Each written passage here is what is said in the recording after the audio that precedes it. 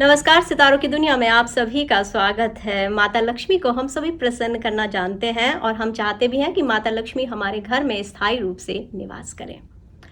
बहुत सारे लोगों को इस बात का ज्ञान भी है कि किस तरह से समुद्र मंथन में माता लक्ष्मी का जन्म हुआ, वो वहाँ पर आईं। और लेकिन बहुत सारे लोग ये नहीं जानते कि माता लक्ष्मी की एक बहन है जिसका नाम है अलक्ष्मी। अब ये अलक्ष्मी कौन है?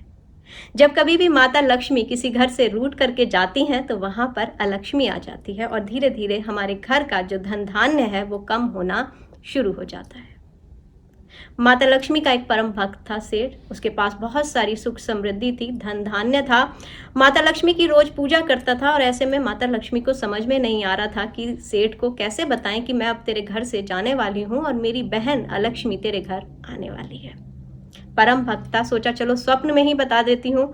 स्वप्न में उन्होंने सेठ को दर्शन दिए और कहा कि देख सेठ, मेरा जो तेरे घर में निवास था वो अब तक का ही था, अब मैं जा रही हूँ और तेरे घर में कल से मेरी बहन अलक्ष्मी आएगी।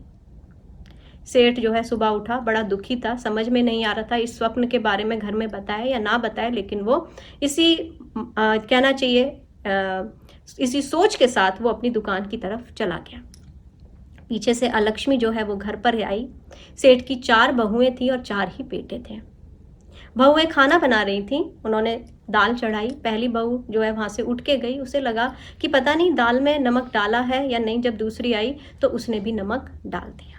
अब तीसरी बहू आई, उसे लगा पता नहीं दाल में नमक डला है या नहीं डला है। अब तीसरी बहू ने भी नमक उसके अंदर डाल दिया। चौथी बहू आई, सभी ने यही सोचा कि पता नहीं नमक डला है या नहीं डला है और इसी के चलते 4 बार दाल में नमक डल गया। अब जो है वहां पर सेठ के खाना खाने का समय आया। सेठ दोपहर में घर में आया, सबने खाना खाया और सब जो है बैठ गए। तो सबसे पहले जो है जो लड़के थे, जब उन्होंने दाल खाई उनमें से किसी ने कुछ भी नहीं बोला। छोटा ये नहीं सोच के बोला कि जब मेरे अन्य भाई कुछ नहीं बोल रहे तो मैं क्या बोलूं। सेठ ये सोच के नहीं बोला कि जब मेरे चारों बेटे ही अच्छे से खा रहे हैं, मुस्कुरा रहे हैं, मैं तो इतना बड़ा हूं, अगर एक दिन नमक तेज हो भी गया तो क्या फर्क पड़ता है, मैं भी इसे खा लेता हूं। चारों बेटों ने और सेठ ने जो है दाल के साथ खाना खा लिया। नमक जो है 4 गुना तेज था, लेकिन किसी ने कुछ भी नहीं कहा।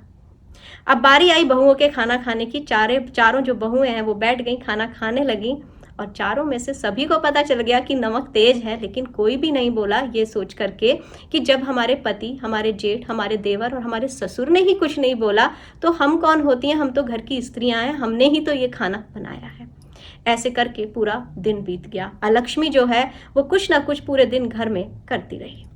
शाम हुई, सेठ आए। अलक्ष्मी जो है वो सेठ के सामने प्रकट हुई और उसने कहा कि सेठ साहब, मैं आपके घर में बहुत ज़्यादा दिन नहीं रह सकती। मैंने पूरे दिन बहुत कोशिश करी कि आपकी बहुओं में, आपके बेटों में और आपके बीच में मतभेद हो, झगड़ा हो, लेकिन आप में से कोई भी नहीं लड़ा।